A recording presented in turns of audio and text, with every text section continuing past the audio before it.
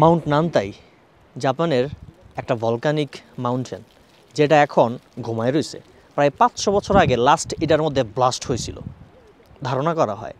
আর এটা নিচে যে লেক চুজেনজি, এইটা 20,000 বছর আগে সৃষ্টি হয়েছিল এইখানে, যেটারে বলে সি অফ হ্যাপিনেস। তো এটা এখন ড্রোনের মাধ্যমে আমরা উপর থেকে দেখুন, চলেন।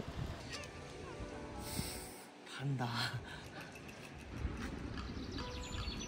আচ্ছা, যদি এমন হয় যে আপনার রুমের ক্যালেন্ডারের ছবিটা যেটা আপনি প্রতিদিন দেখতেছেন, সেটাই একদিন হঠাৎ আপনার সামনে আপনি বাস্তবে দেখতেছেন ওই দৃশ্যটাই, তাহলে কেমন হয়? দারুণ না?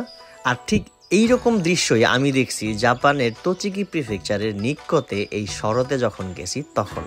এই যে যখন চোখের সামনে এই ভিউটা দেখতে পাইছি, তখন আমার মনে হয়েছে জীবনটা ক্যালেন্ডারের পাতা। আর ক্যালেন্ডারের পাতায় এখন যেটা দেখতে পাইতেছেন এইটা হইতেছে মাউন্ট নানতাই, যেটা জাপানের বিখ্যাত আগ্নেয়গিরিগুলার একটা। আর এইটা এখন বিস্ফোরণ হওয়ার কোনো সম্ভাবনাই নাই। মাউন্ট নানতাইয়ের উচ্চতা 2486 মিটার, যেটা জাপানের টপ 100 মাউন্টেনের মধ্যে একটা।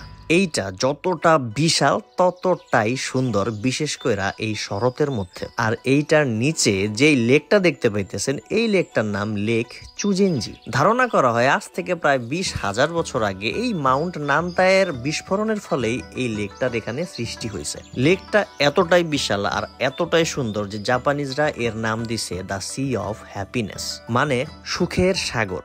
আর সুখের সাগর নাম কেনই বা দিব না? এই শরতে এই লেকের আশেপাশের পাহাড় পর্বতগুলা এমনটাই মাল্টি কালারের হয়ে যায় যে দেখলেই মনে হয় যে এডিট করা, মানে ব্যাপারটা পুরাই ন্যাচারাল এডিট। আচ্ছা, যাই হোক, এই অটামের সময় নিক্কোর এই পাহাড় পর্বতগুলাতে মমিজি গাছ হয় আর গাছের পাতাগুলা নানান ধরনের রঙের হয়ে যায়, যার কারণে এই জায়গাটা দেখতে এমন লাগতেছে। ঠিক এমনটাই কিন্তু আমরা প্রতি বছর ঘরের ক্যালেন্ডারের পাতায় দেখতে পাই, ঠিক না? আচ্ছা চলেন তাইলে আজকে ক্যালেন্ডারের পাতার ছবি আমরা বাস্তবে দেখি। মানে আমার ভিডিওতে আমি তো বাস্তবে দেখছি। শরৎকালে জাপানের নিক্কোর এই লেক চুজেনজি আর মাউন্ট নানতাইয়ের ভিউটা চলেন এনজয় করি।